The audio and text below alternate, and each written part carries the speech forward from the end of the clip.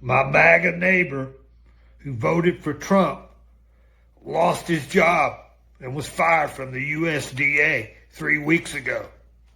I noticed today that the Trump flag came down and there's a for sale sign in his yard. Disgusting. I was a Trump supporter. I don't know how long I can keep doing this. I have a construction company. Not a fucking thing is getting done. This is what I get. This is what I fucking get. Nothing but white boys. Takes 4 days to do a one-day job. Donald Trump has betrayed MAGA, betrayed America first. He has made the most disastrous decision to lead America into another war. Now, if not to respond, Donald Trump telling him to come back to the negotiating table now is a joke. Yeah. I mean, what an impotent leader to be. Trump looks and man, I supported him this last year. I apologize for doing so. It was a bad calculation at the time. It seemed like the right one. Yo, what is going on, everybody? Welcome back to the channel.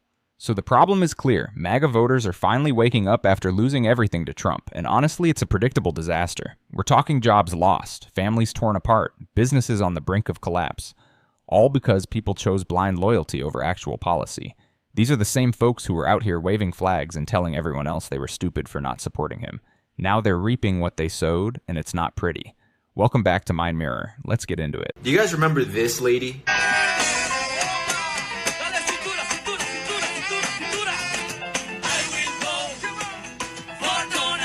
Well, I'm trying not to laugh. This is her now. It's been happening frequently at the 333 Miami Avenue Federal Court building. Janet Correa's husband was detained this week. According to her immigration lawyer, he has already been placed on expedite removal. They voted por Donald Trump. Donald Trump deport. You heard that right, guys. Janet Correa, the famous Trump singing lady, has had her husband detained by ICE. And not only that, but he got put on expedited removal. They want him out of the U.S. They don't want him. Okay, so the famous singing lady, her husband is now facing expedited removal. And while no one deserves that kind of family heartbreak, this is the harsh reality of voting for a movement that didn't truly have your back. They sold a dream of national pride and security, but the policies enacted hit the most vulnerable first. Did you seriously think the rules wouldn't apply to you if you were a vocal supporter? It's a painful lesson when the fantasy crumbles and you're left facing the actual consequences. This is what happens when loyalty to a personality trumps understanding of how government actually works. Policies have real-world effects, regardless of who's singing their praises. This is the wake-up call, whether you're ready for it or not. Of course, we've been telling them this all along. They don't want you, bro. Also, do you remember the time I went viral because I told people to call ICE on Latinos for Trump and the family members of Latinos for Trump? It looks like it's happening, and I couldn't be happier. You reap what you sow, and I stand by what I say. But anyways, play silly games, get silly prizes. Let me know what you guys think. Watch this Trump supporter burn his MAGA hats after Donald Trump told his supporters to basically get over the Epstein files. Just take a look. We're not going to play with these anymore. MAGA hats are off. America First hats are on.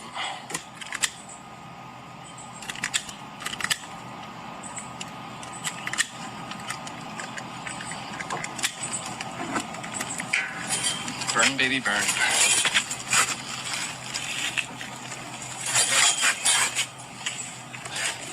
And this is a great representation of what's left of MAGA.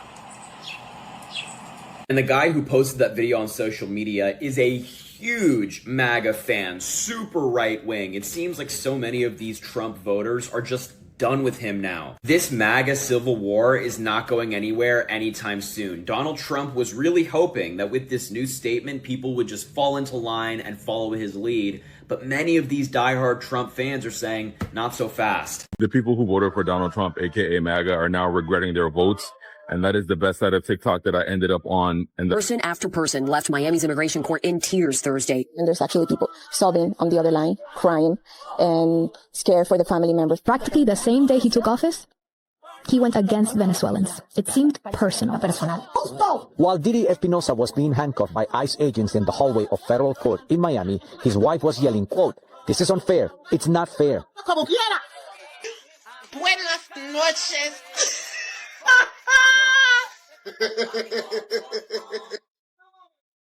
Are you done with Donald Trump, or could you see a way that you would support him publicly again? Is that he's been a chronic disappointment, and I feel embarrassed that I told people to go vote for him because this wasn't going to happen, and it is happening. But I I just think that the picture of politics in America is going to look very differently because of his actions. So I don't know where we go from here. I really don't. But this is not the candidate that I voted for. This guy admitting he's embarrassed, he told people to vote that way. That's a powerful moment. It takes real guts to publicly acknowledge you were wrong, especially when so many people are doubling down. He's seeing his business struggle, workers taking forever on simple jobs. It's a direct hit to his livelihood. And the sad part is, there are still those clinging to the same narrative, attacking anyone who dares to question it. This is the hallmark of a cult, ostracizing members who try to leave or point out flaws. Instead of confronting the leader who led them astray, they lash out at those speaking the truth. It's a classic case of refusing to see the forest for the trees, or in this case, the dumpster fire for the MAGA hat. I was a Trump supporter. I don't know how long I can keep doing this. I have a construction company. Not a fucking thing is getting done. This is what I get. This is what I fucking get. Nothing but white boys. Takes 4 days to do a one-day job. God have mercy upon us.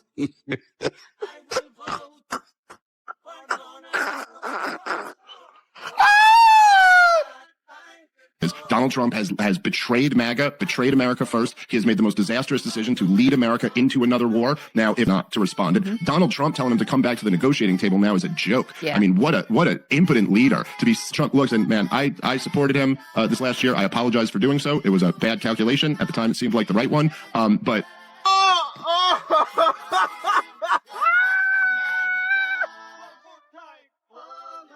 I like Donald Trump. I think so. He's doing wrong.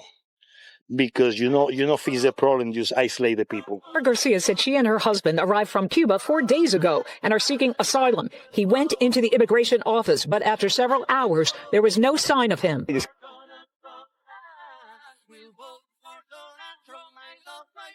These Latino male voters are saying to me, this is not what we voted for. We wanted border security.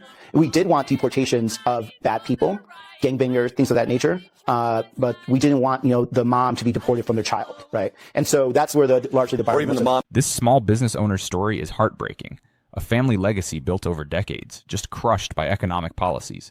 His inventory relies on international trade, the very thing targeted by punitive tariffs. He believed the promises of lower costs and better trade deals. But the reality was the exact opposite. The tariffs didn't just increase costs. They fundamentally disrupted his supply chain, threatening his ability to stay afloat. It highlights how seemingly abstract economic policies have profound, devastating impacts on real people and their dreams. This isn't just about numbers on a spreadsheet. It's about families, jobs, and the community businesses that form the backbone of local economies. When policies actively harm the people they claim to champion, it exposes a deep disconnect between rhetoric and reality. Loser! Makes me emotional to know that I ever fucking stood by idly and blind and let that shit happen. Because I regret my vote for Trump. I voted for Trump. I'm done. I need more resilience in me. Well, MAGA, Trump says he's going to cut Democrat programs. A lot of you are about to see just how Democrat you are. Once he cuts SNAP and food stamps and all these other programs that an awful lot of Trump-supporting MAGA is taking advantage of, he's not just cutting it from Democrats, he's cutting Democrat programs. Democrat programs are things that low-income MAGA lives off of. So as I said, a lot of you Republican MAGA are about to find out how Democrat you actually are. Fuck around and find out. We're at that stage for some of you. Share your thoughts in the comments section. This woman's public apology is significant, not just for her, but as a symbol for others struggling with regret. Her construction company is on the verge of collapse due to worker shortages, a direct consequence of policies that created fear and uncertainty. She's not just admitting fault. She's vowing to actively work towards change, a powerful step beyond mere regret. Her lifelong Republican upbringing makes this shift even more profound. It signifies a willingness to challenge deeply held beliefs when faced with evidence. This is what genuine growth looks like. Acknowledging past mistakes and committing to a different path forward, her involvement in upcoming elections and advocacy shows a desire to not just undo past errors, but to build a better future. This is the kind of active engagement that can actually make a difference. Follow me for more. UFC fighter Bryce Mitchell was so loyal to Trump, He said he'd take a bullet for him. This is how he was talking when Trump got elected in January. So God bless the country and God bless Donald Trump. He took a bullet for us, and I promise you, if the day comes, I will take a bullet for that man. I love that man with all my heart, and I would die fighting for a battle for that man. That was 11 months ago. This is how he's talking now. I want to let y'all know I'm not with Donald Trump no more. I don't support him. I don't like him. I think he's a corrupted leader. And, yeah, it took me a while to come to that conclusion, but I finally am coming to it. I do not like the guy at all. The first thing for me was he didn't release the Epstein files. They're even acting like they didn't exist. And, of course, they're sending Israel and Ukraine all of their tax dollars, just like the numbnuts before him did. Putting America last. And now he's blaming the beef farmers for the price of beef. Hey, I'm not biased, man. He talked a good game. He tricked me. I was fooled. I admit it. Yeah, and I'm totally done with the dude. He's done to me. He's done. He's a goner. He's compromised. He's right up there with the rest of the pedophiles, man. He's a good actor. And he had me fooled for a long, long time. If you initially voted for Trump and now regret your choice, I need to see you at the forefront of all of the efforts against him. I need to see you showing up to protests, speaking about it, because you know what you did? You worked against all of the efforts that we put in to try and show everybody what the danger was. You tried to reverse all of that when you placed that vote, okay? So now you need to put in that work to try and help us. I'm not sitting here trying to make you feel bad, trying to put you down and shame you, okay? That's for another day. You can do that on your own time. My point here is, yes, you made a mistake, you did a bad thing, and now if you recognize that, it's time to take the step forward and help us fix it. Hey y'all, so I've been seeing it float around that there are some MAGAs who actually do regret voting the way that they did. And what I have to say about that is good. Because honestly, the more you regret the thing that you've done, the more uncomfortable it is for you to sit with it, the more likely you are to remember this for next time. Maybe you're finally going to admit to yourself, I was wrong. Maybe you're finally going to admit to yourself, other people were right. Maybe you're going to admit to yourself, I made a huge mistake. I never should have done that. Maybe you will finally admit to yourself, I got taken in. I fell for a con. Maybe This is the core issue right here. People voting against their own economic well-being for the sake of an ideology. You have folks relying on social safety nets, programs that Democrats fought to establish, voting for someone who promised to dismantle them. It's like inviting the wolf to guard the sheep and then being surprised when the sheep start disappearing. The frustration with government is valid, but dismantling the very systems that offer support is a radical misstep. When policies directly impact your ability to feed your family or afford necessities, it's time to reevaluate your voting choices. This isn't about political affiliation. It's about basic self-preservation and understanding how economic policies affect real lives.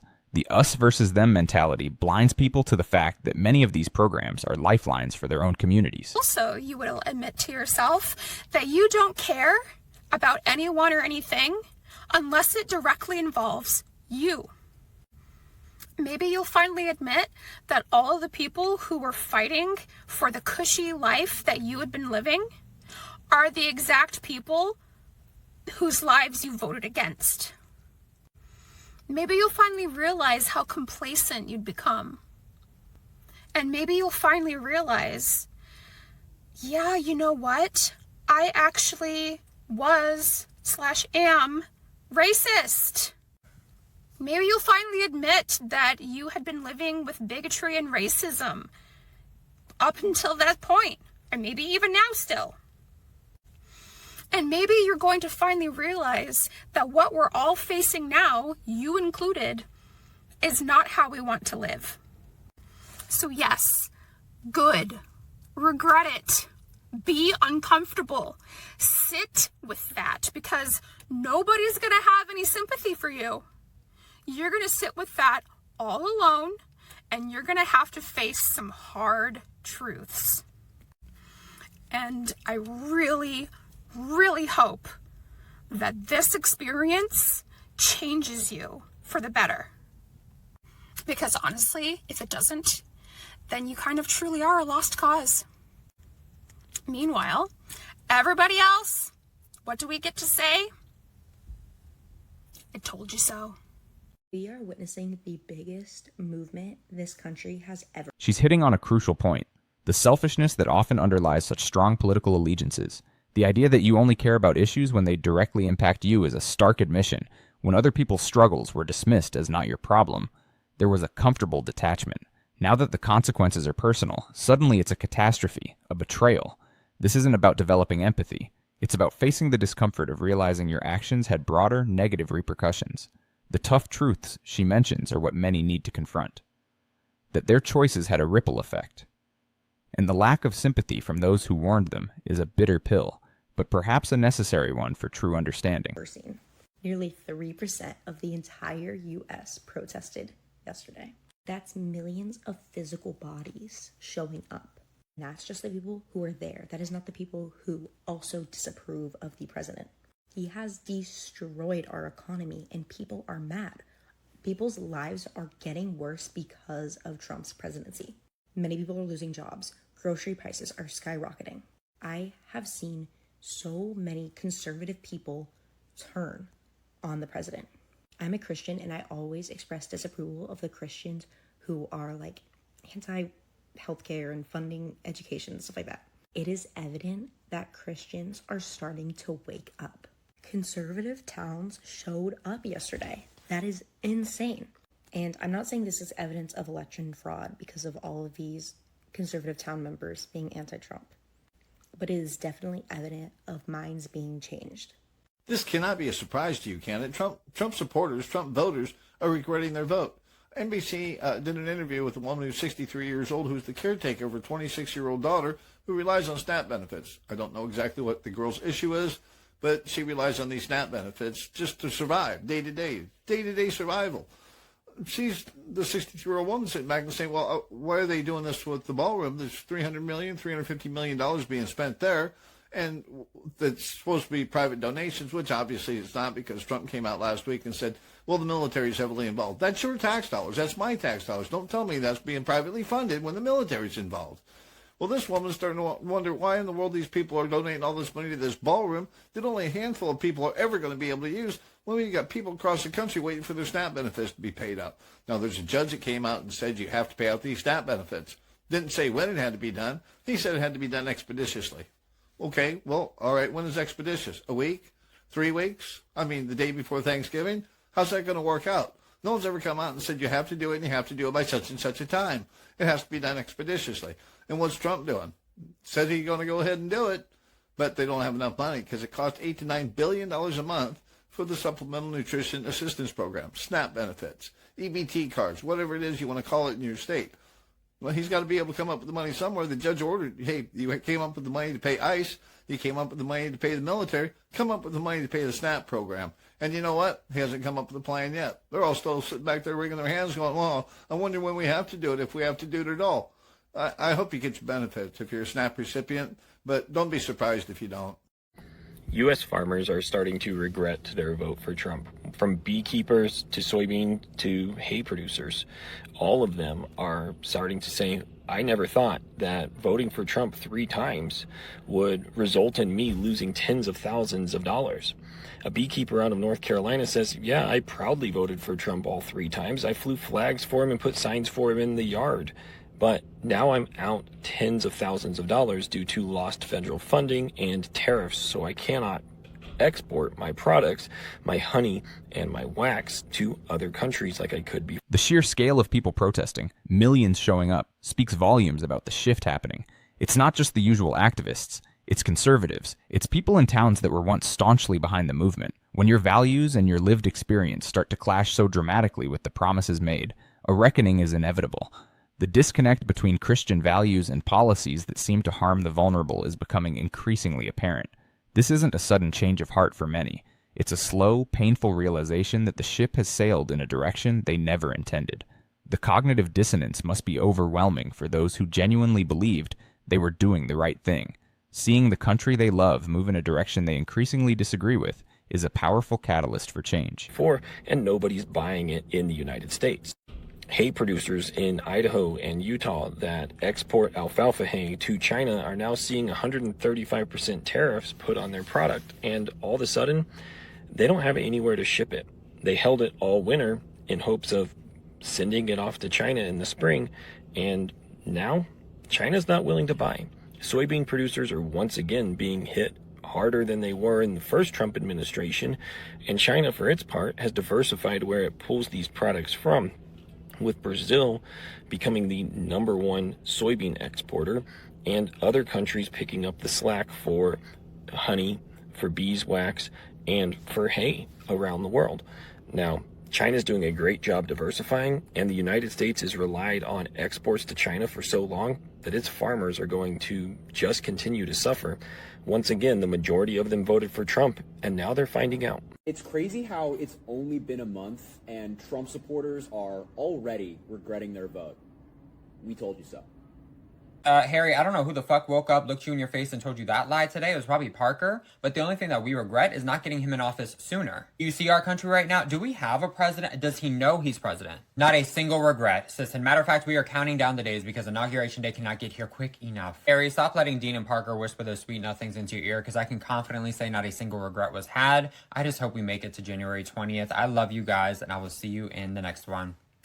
Kansas farmers are publicly regretting voting for Donald Trump and wish they would have read Project 2025 now that Donald Trump's policies are directly affecting them, specifically the cuts to USAID funding, which would have been used to purchase farmers' goods. Listen to what the executive director of the Kansas Farmers Union had to say about it. There are a lot of people who are very concerned out there who voted for this administration, but you know, they wrote it all down in Project 2025. I guess we should have paid a little closer attention to what was in that. Yeah, you probably should have. It's not as if people weren't warning you. It's not as if Kamala Harris went out every single day and warned Americans about Project 2025. But you believe the guy that can never tell the truth when he said, I know nothing about it. And now you're suffering, but the worst part is we're all suffering. There's hungry people around the world that are being affected by that funding cut. So yes, welcome to the find out phase. We're all here. Have a seat. Grab yourself some ramen. It's the only thing that's cheap anymore. And enjoy. This pro-Trump business owner in Florida is finding out the hard way. John Wong runs a small grocery store in Florida. The economic fallout for farmers is just devastating, and the sheer idiocy of these tariffs is mind-boggling. These are hardworking people who proudly supported the movement, only to see their livelihoods decimated. Export markets that took years to build are suddenly gone, leaving them with mountains of product nobody wants to buy domestically at the same price. And while they're left struggling, the global market simply shifts, finding reliable partners elsewhere. It's a classic case of shooting yourself in the foot and expecting the world to feel sorry for you. The promises of economic prosperity ring hollow when you're facing financial ruin because of those very policies. This is the stark reality of trade wars. They don't just hurt the other side. They hurt the people who believed they were being protected. His family started it back in 1983 after immigrating from Hong Kong. And for decades it thrived, a local staple for Asian ingredients in Manatee County. Then, Trump got elected, and everything changed. But don't feel too bad. John supported Trump. He believed the promises. Lower grocery costs, better trade deals, help for small businesses. Instead, Trump's tariffs crushed his store. Most of John's inventory comes from China, the Philippines, and Vietnam, the exact countries hit with massive tariff hikes. More Trump voters are publicly regretting their vote for Donald Trump as he continues to back out of campaign promises and instead focuses on his billionaire friends. Now, first it was the Steelworkers Union out of Pennsylvania. Now firefighter unions in New York City are publicly speaking out as Donald Trump and Republicans failed to fund the 9/11. I feel like the past 24 hours has just been a complete nightmare. 104% on imports coming from China. 104%. And that means my small business that I put everything into is fucking done. I quit my corporate job about 1.5 years ago to chase my dreams. I designed and launched a kids fitness brand, and it was going great. I paid fair wages. I built relationships. And then overnight, the cost just more than doubled. My margins were gone.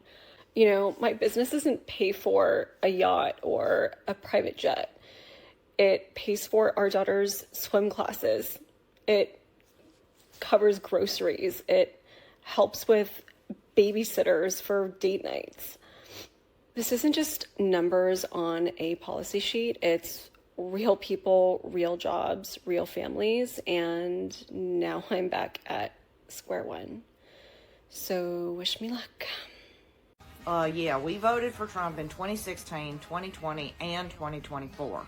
We live in the Florida Panhandle, and we thought that this would be good for our business. But we're finding out now that we were wrong, and I want to publicly say that we are regretting our votes at this point. My husband and me own a construction company, and we literally do not have workers anymore. Most of our workers are from Mexico, and they're good, hard workers.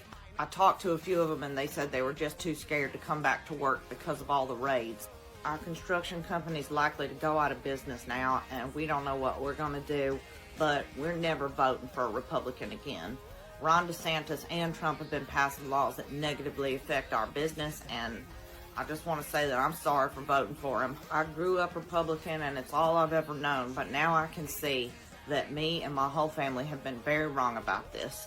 So we hope that 2026 comes and we can take back the House and the Senate and stop him from what he's doing. There's a special election coming up in Matt Gaetz's district, and we're going to do everything we can to advocate for a Democrat taking that seat. So you're telling me that a man who had 27 allegations of SA and rape over 35 years from women and children who didn't know each other and all told pretty much the same story, and that same man was found civilly liable for rape by a jury of independents, liberals, and conservatives who listened to the evidence and then said, yep. You're telling me that that same man is covering up his time on Grape Island and covering for other grapists? Who could have seen that coming? Why are you crashing out over Tucker Carlson or Alex Jones or Megyn Kelly or Candace Owens or Nick Fuentes or Owen Schroyer or anybody else? Like, why are you crashing out on us? Go! You guys have MAGA. It's all yours now. Take it to the top of the mountain. I'm done with this whole MAGA infighting thing. Like, I'm done. I don't want anything to do with it. They keep coming after us. It's like every day with these people attacking me and all of this. It's like, why are you still paying attention to me? See, that's the cult mindset. They get angry when you leave the cult. And it's just like, hey, the movement's dead, man. We're out. And it's even stranger because it's a bunch of people that jumped on to our movement. It's a bunch of people that jumped on to what we created. A bunch of people that I platformed. If MAGA is so great, if MAGA is so successful, save the country, right? That's what it's about. Go for it. It's like we're sitting here punching at the establishment. We're sitting here punching against our corrupt government, trying to get Trump back on the straight and narrow, trying to get Trump back on his campaign promises. And you're like reaching at the establishment, trying to tear it apart. And they're like, no, we love it now. You guys make fun of us. Put a turban on my head. Call me Owen Ben Schroyer, all your little jokes. It's great. If MAGA is so great, it's yours now. We'll be nothing without Trump. Great.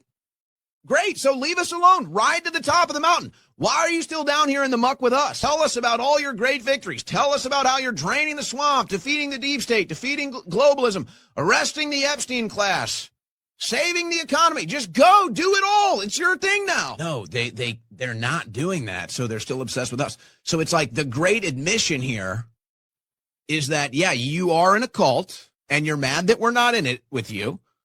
The great admission here is that you don't have anything to celebrate. The only. This is a masterful deconstruction of the MAGA movement's current state.